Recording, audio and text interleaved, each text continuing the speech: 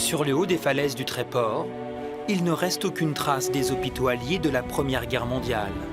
Pourtant, 300 000 soldats anglais, canadiens et américains ont été soignés ici.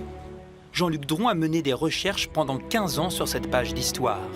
Cet espace était entièrement vide, on avait des parcelles qui étaient tracées, des routes qui étaient aménagées, et c'est pour ça que c'était un endroit intéressant pour y implanter des hôpitaux.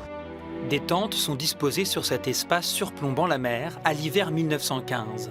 Exposé au vent et aux tempêtes, il est impossible d'assurer les soins en toute sécurité. Des baraquements en bois sont alors construits. Toutes ces installations temporaires entouraient le Grand Hôtel, le Trianon, transformé en hôpital militaire dès novembre 1914 par les Britanniques. Le Tréport n'était pas occupé et avait été choisi pour sa proximité avec le front situé au nord et les moyens de communication. On avait des liaisons ferroviaires qui nous permettaient d'aller jusqu'à Calais, Boulogne, Dunkerque, etc., remonter sur le front. Des liaisons vers Lille également. On pouvait donc aller chercher les blessés, les amener ici dans des trains hôpitaux pour les soigner.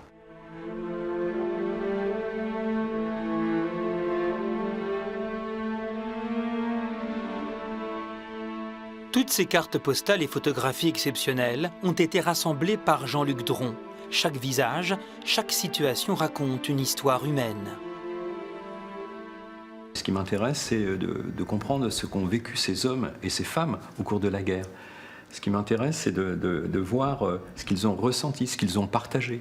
Ce qui m'a intéressé aussi sur ces recherches sur le camp du Tréport, c'est la relation entre la population et ce camp où il y avait des milliers de soldats en convalescence. Il y a eu des naissances, il y a eu des mariages. Et on a ouvert aussi une école de langue anglaise. On souhaitait à ce que la population puisse apprendre la langue anglaise pour pouvoir communiquer avec ces soldats.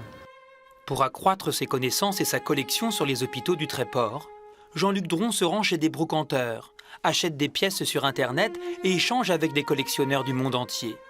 Il a découvert des documents uniques, comme ce carnet d'une infirmière. Elle a demandé aux soldats, une fois rétablis, de lui offrir un souvenir. L'un a dessiné une caricature de l'ennemi, un autre lui a dédié ce poème. Vous souriez un temps, et quand vous souriez, d'autres sourires, et bientôt des kilomètres et des kilomètres de sourires. Et la vie vaut la peine d'être vécue, parce que vous souriez. Aussi très émouvant, cette aquarelle d'un blessé représentant sa chambre d'hôpital.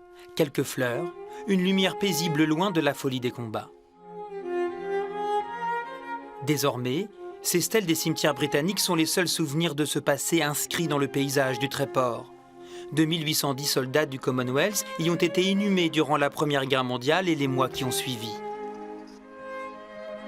Selon la tradition des cimetières britanniques, ces stèles sont remarquables par leur clarté et leur blancheur, loin de l'obscure inhumanité des batailles, pour un dernier hommage à ces hommes qui ont connu l'enfer de la guerre.